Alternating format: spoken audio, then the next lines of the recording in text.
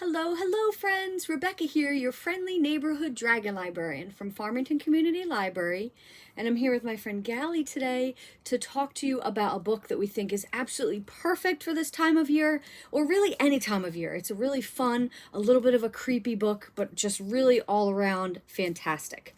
So this is the last full week in October, right? Halloween is early next week, which is super exciting. So I thought this book is just a little bit creepy. It's got a little bit of spooky things in it, and it's perfect to read this time of year. But it also has a lot of really deep messages in it too, which is really fun. And speaking of fun, it is a little bit funny as well. So this book is actually called Lily and the Night Creatures by Nick Lake. Lily and the Night Creatures. Ooh, sounds like a little bit of a spooky title, right? So this story is about a young girl named Lily who is kind of mourning the life that she used to lead with her family. So right now she is currently very ill with an undisclosed illness. So they don't really say what it is other than it has something to do with her blood and she has to get a lot of transfusions and things like that. In addition to this, her mother is pregnant. So Lily she hates this. She hates that her friends have kind of ignored her since she got sick, as if what she has is catching, which it's not. She hates that her mom is pregnant now and can't do all the same things with her that she used to do. And she just really hates that life is different. She wants things to go back to the way they were before her illness and before her mom's pregnancy. Well, while her mother and father are in the hospital having the baby, they leave Lily with her grandmother to watch her. Lily just realizes that she left her favorite stuffed animal in her own house, and really she just wants to sneak out, get back to her own house, and kind of try to find some information about the hospital her parents at so she can go there and prove that she is not leftovers, which is how she feels, basically. She feels like she is leftover now. So she sneaks out at night. She makes her way back to her parents' house, to her house. But when she knocks on the door, something very strange happens. Her mom and dad answered the door with a new baby, but they say that Lily doesn't live there anymore. And her parents look mostly the same, but their eyes are really big and black. And the baby's eyes are really big and black. And she realizes that this is not her family. They have been transplanted somehow, and she has to get rid of them to save her own family. So she doesn't do this alone, thank goodness, because that sounds like a really horrible, huge task for one kid to have to do, right? So actually, she gets the help of 4 animals that begin to speak to her, and she doesn't even look for them. They are there right in the beginning of the story trying to help her. There is crow, mole, snake, and mouse.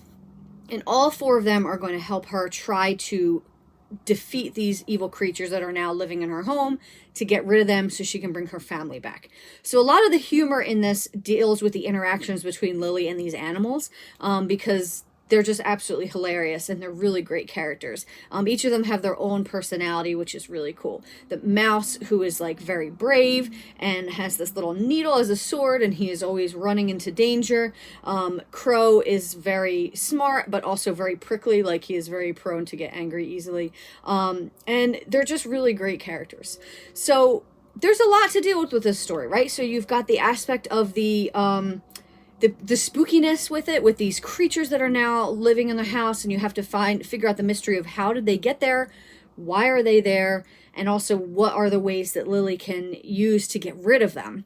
But then you also have just the normal overwhelming feelings of being sick and being now set apart from your friends and the rest of your people that you know because of this, and even the even more common occurrence, which is having a new sibling on the way, right?